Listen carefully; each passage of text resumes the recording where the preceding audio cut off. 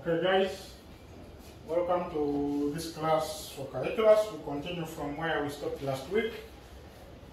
And this time we are going to be dealing with continuity of functions. We are going to be dealing with continuity of functions. What does it mean for a function to be continuous? What does it mean for a function to be continuous on a set? How can we show that the function is continuous or discontinuous, and so on. So today is first April 2021. I'll be writing the dates just to keep track of what's of when the classes happened. Two, I'll also be trying to restrict the classes to strictly 30 minutes so that you don't have to use a lot of data to download or to watch the videos. Now, we start with when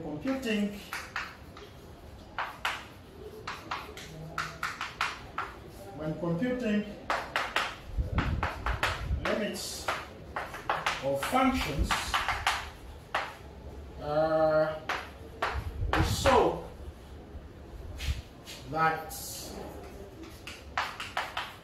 We saw that the limit of a function at a point is not simply, take the note of the word not, is not simply the value of the function at the point. Is simply not the value of the function at the point. However, for certain functions,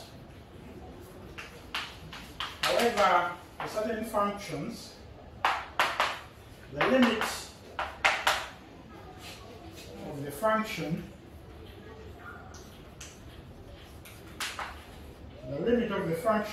at the point is the value of the function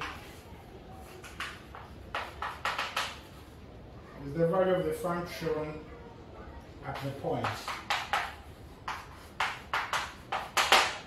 And we saw that these are what we call continuous functions. These are the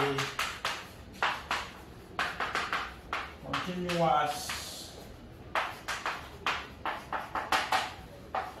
functions.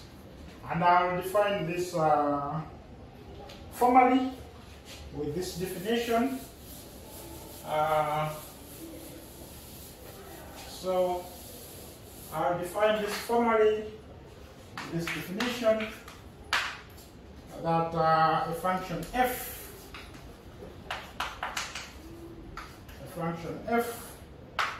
is continuous at A if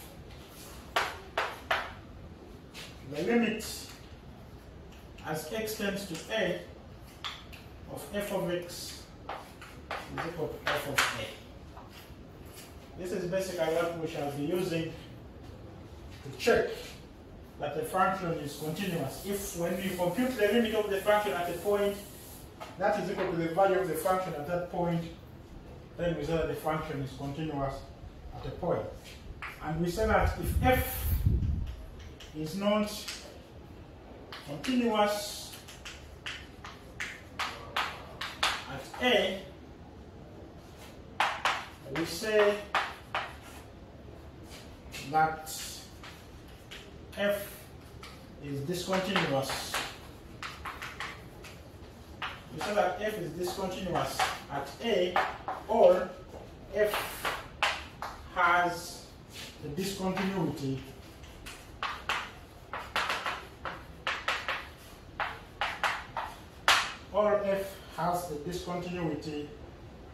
at A. And we further add that the function is continuous on a set if it is continuous at every point in the set. So we say that the function f is said to be continuous on a set S. Continuous on a set S if f is continuous at all points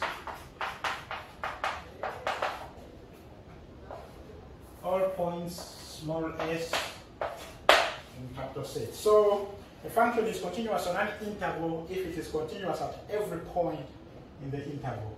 It's continuous on a set if it is continuous at every point in the set.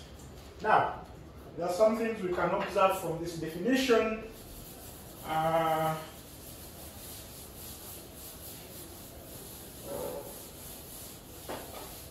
There are some things we can observe from this definition. Observations. There are some of the observations here. One is that there are some observations that the definition above implies or requires three things. One is that the function to be defined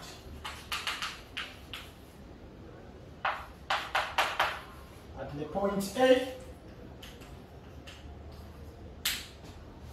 Two, the limit as x tends to A of f of x to exist.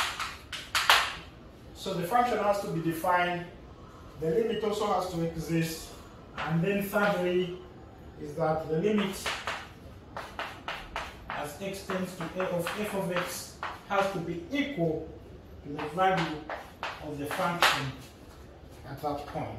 So these are the three things we shall be looking for when we are checking for continuity of the functions. And if any of these is violated, then the function is not continuous at the point.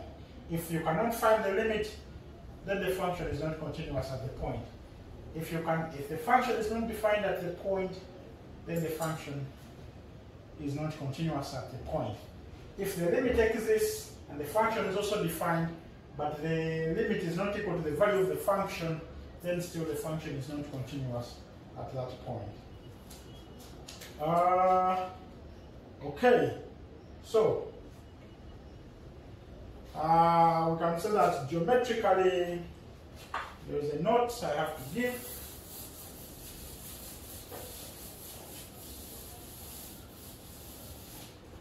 Notes that geometrically a function is continuous on an interval if its graph over the interval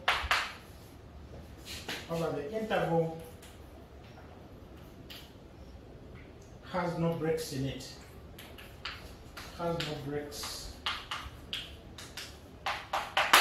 So the function has no breaks in it. If you can remember, one function that it had breaks in it was the greatest integer function, where we had this like as if it's a staircase. So let us see an example. So for example, if we let f of x be equal to x squared for x not equal to 2, and 2 for x is equal to 2. We can observe that f is not continuous. F is not continuous at x is equal to 2. This is clear that f is not continuous at x is equal to 2. Why? This is because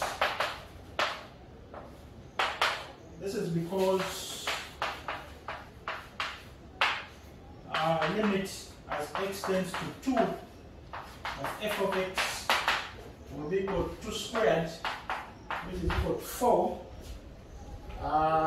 Yet f of 2 is equal to 2. So you can see that the limit, the function is defined as 2, the limit exists at 2, but the limit is not equal to the value of the function at 2, therefore the function is not continuous at 2. And what does this mean?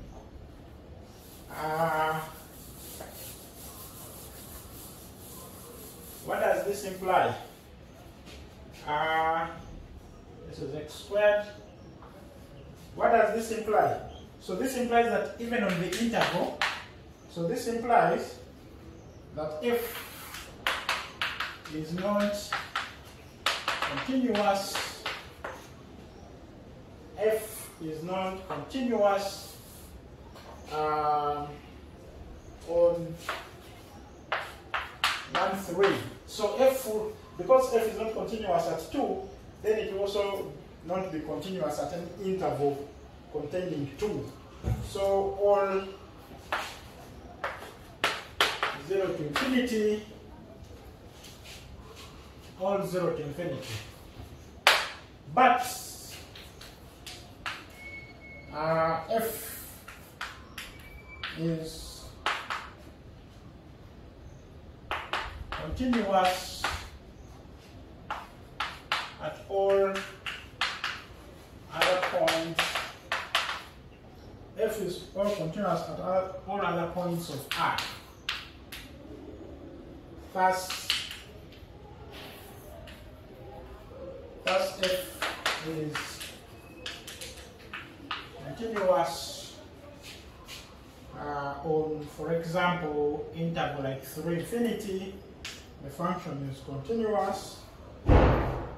Or, for example, minus infinity 1. The function is also continuous on this, but it is not continuous on any interval that contains 2. Another example we can give,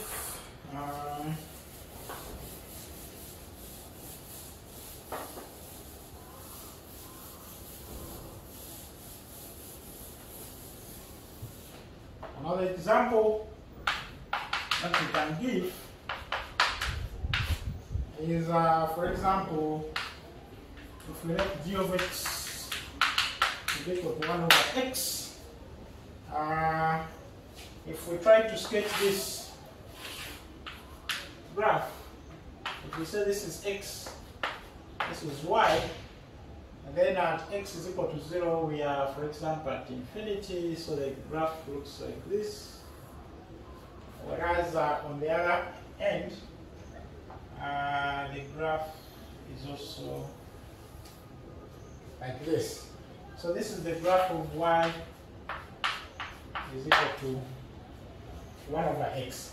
Now you can see that as you approach 0 from the right, the function goes to positive infinity, whereas as you approach 0 from the left, the graph goes to negative infinity. So we know that the limit as x tends to 0 of g of x does not exist. And because the limit does not exist, then the function is not continuous at x is equal to 0. In fact, the function itself is also not defined at x is equal to 0. That's g is not continuous at x is equal to 0. Another example we can give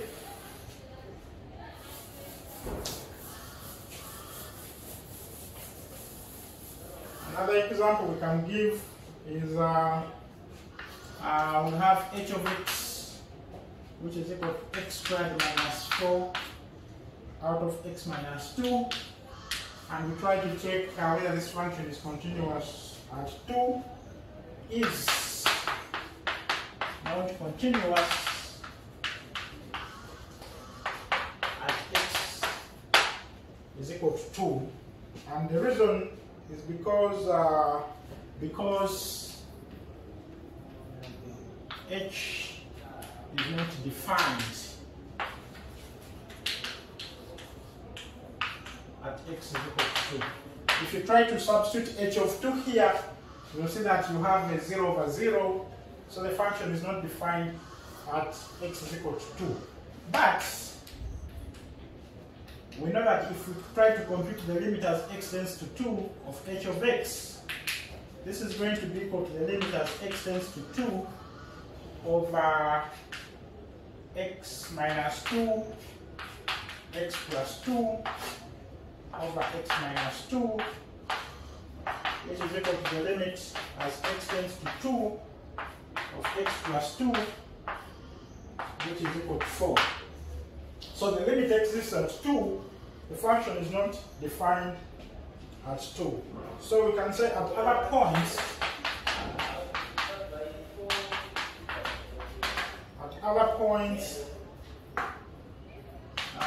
the function h behaves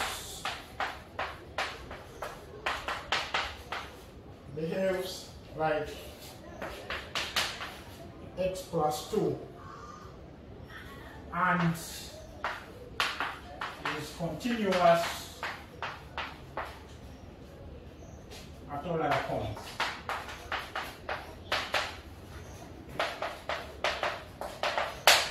And is continuous at all other points. Okay, yes. There is something we have seen before regarding polynomials. So I'll make that note, or we can call it a remark. We said that we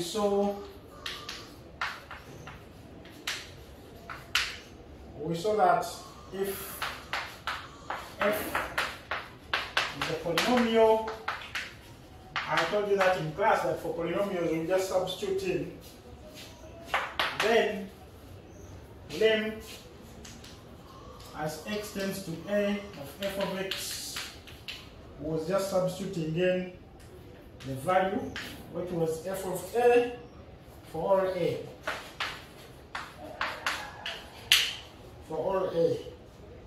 So all polynomials are continuous. So all polynomials are continuous functions on R. We saw that in class. Likewise,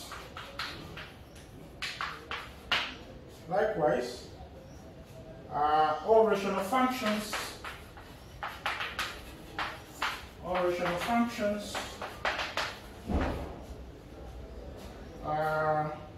f over g. Remember we said that a function is a rational function if it is a fraction of two polynomials. So we said that all rational functions f over g are continuous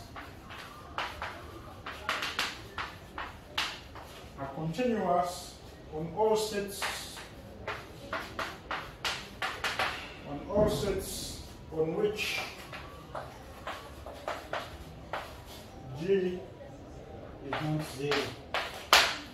Of course, so long as g is not 0, then you can compute the limit of a derivational function by just substituting in.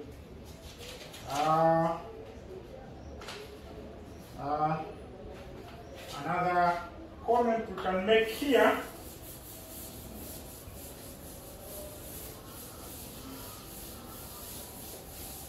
another example we can talk about is that the ceiling function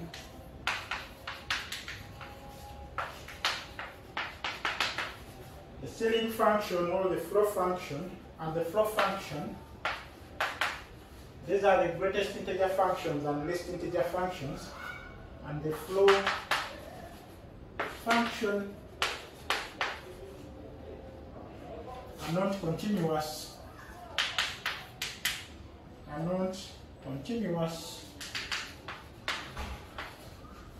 on all integer points of R. Can you guys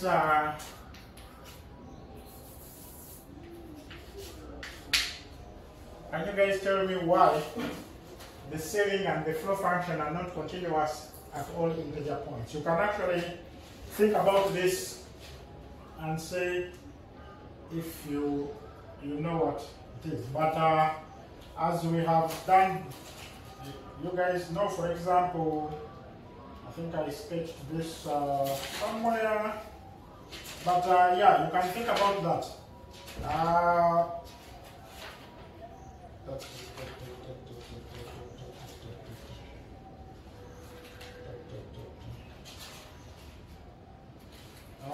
For example, you remember we had the flow function. They are actually almost the same, just change the points where, for example, I thought this is 1, this is 2, this is 1, this is 2, 0, this is negative 1, this is negative 2, negative 1, negative 2, and then we said that between 0 and 1, we take 0, and then 1, there is an open dot. Between 1 and 2, we shade at 1, and then we have an open at 0. Between negative 1 and 0, we are at negative 1, and then at 0, we have an open dot. Whereas between negative 1 and negative 2, we are at negative 2, and then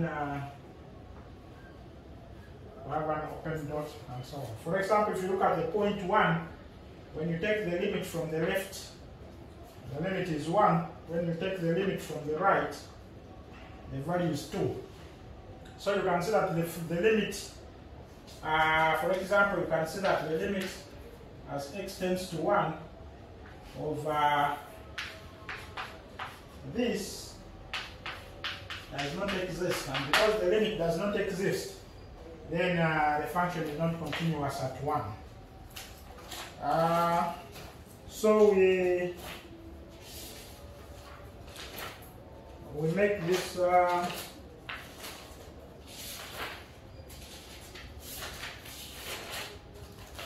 so there are some remarks we can make here.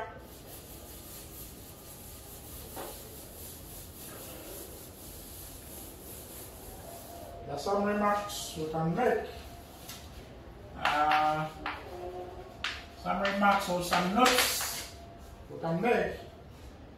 We can say that the kind of discontinuity,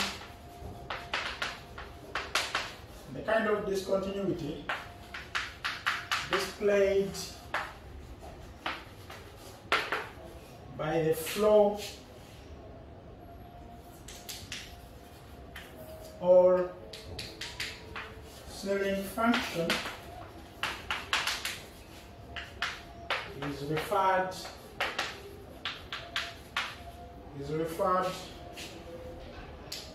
to as the jump discontinuity. So you saw that in the flow function, the function was jumping. For example, it's at 1, then it jumps at 2. It's at 2, then it jumps at 3. So we call this kind of discontinuity a jump discontinuity because the function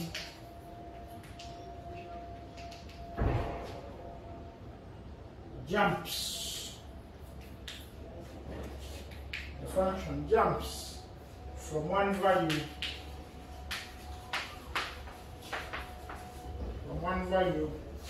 to another.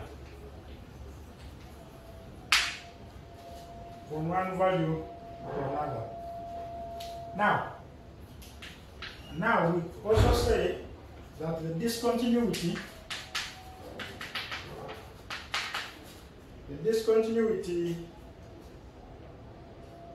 displayed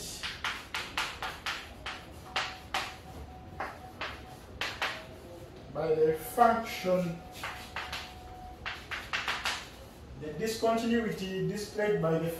we saw this function x squared for x not equal to 2 and 2 for x is equal to 2. This kind of discontinuity is referred to as a removable,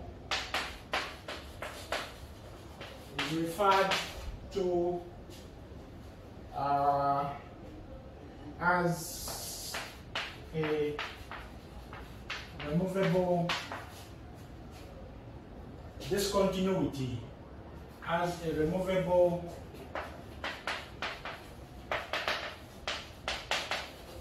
is referred to as a removable discontinuity.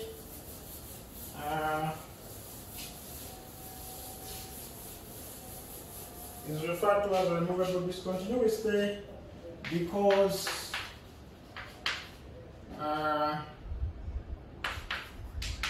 this type of discontinuity can be removed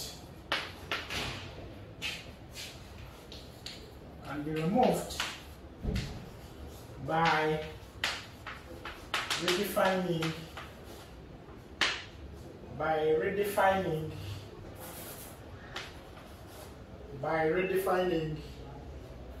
the function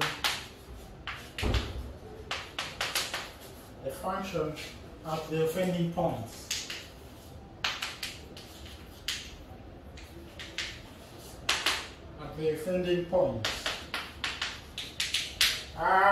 If you guys want to see how this is, when we have this function f of x is x squared for x not equal to 2 and 2 for x is equal to 2, if you try to sketch this function xy, so the function is going to be like this.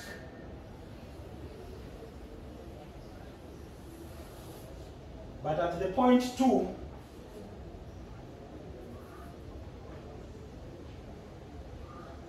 there is an open dot because that is for all x not equal to 2. At this point should have been the point 4. Y should have been 4. And now, but the function takes the value 2 at x is equal to 2. So if this is 2, then the function takes a value like this. At x is equal to 2, the function takes up, that is the value it takes up at x is equal to 2. Now, this discontinuity is what is called a removable discontinuity. You can actually remove this discontinuity by redefining this function. So if we redefine this function and call it the function h, redefine the function, then we can say h is going to be x squared for x not equal to 2, and then we can say it is 4 at x is equal to 2. So you can see that we have redefined this function and shifted this point back to 4, and therefore you remove the discontinuity at the point.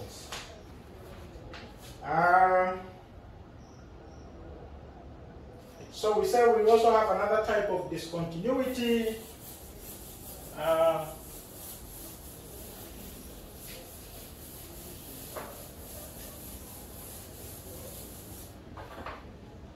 Consider that another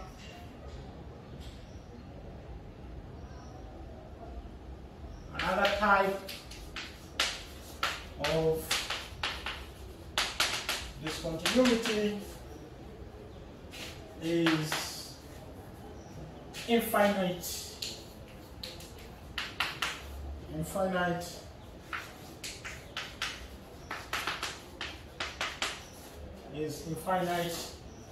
discontinuity, and we can say that this is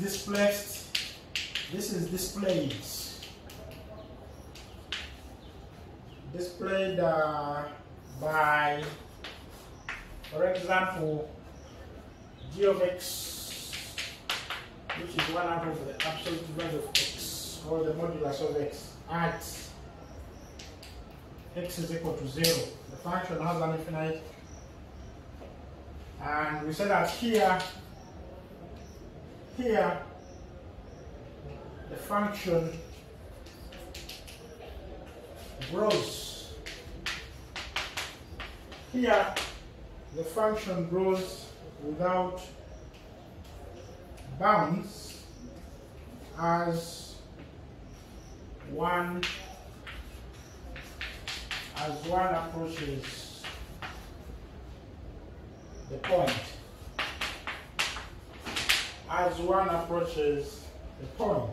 And you can see this is that if you sketch this function xy, and this is a function 1 out of g of x, so it's like this.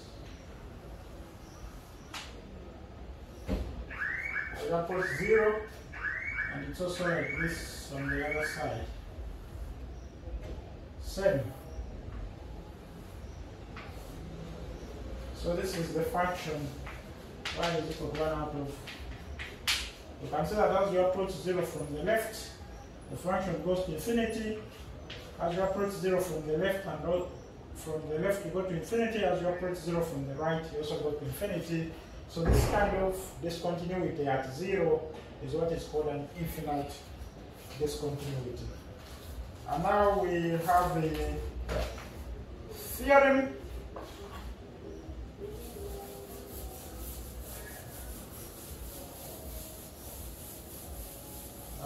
We have a theorem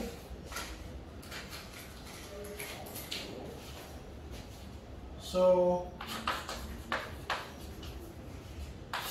theorem is that let f and g be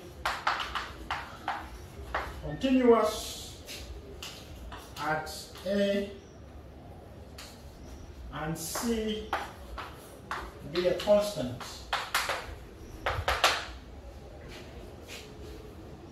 Then the following functions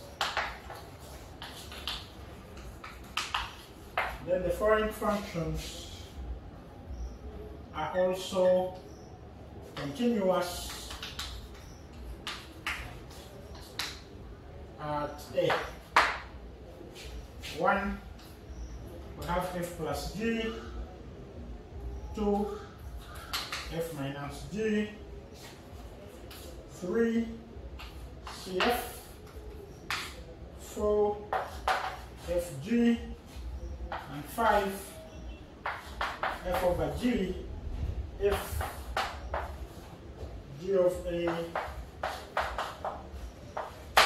is not 0. And of course this can be proven. We can, for example, prove the first one.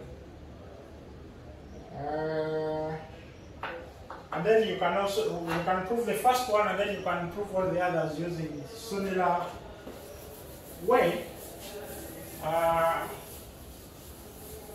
Like using the definitions of those functions. So the proof,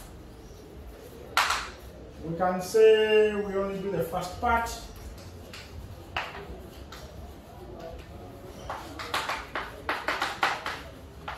shall only do the first part. The remaining parts are similar.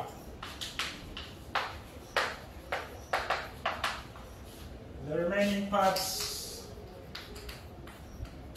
are similar. So, we said that the function f plus g is continuous at a if the limit as x tends to a of f plus g of x is equal to f plus g of a. That's the definition of continuity. But let us see how this comes about. Limit as x tends to a, f plus g of x is going to be equal to the limit as x tends to a of f of x plus g of x, because this is how you define f plus g of x. This is by definition of f plus g, which is the same as the limit as x tends to a of f of x plus the limit as x tends to a of g of x. And we have already seen from properties of limits that the limit of the sum is the sum of limits. And we can say that this is the same as f of a plus g of a. And this is because f is continuous at a, and this is because g is also continuous at a. And which you can write as f plus g of a. So f plus g is continuous at a. So f plus g is continuous at a. And you guys can actually do this for the other parts 2 up to 5.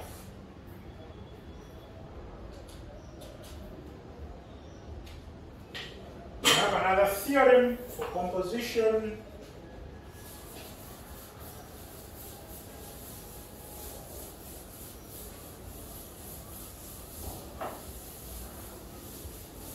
We have another theorem for composition. Let's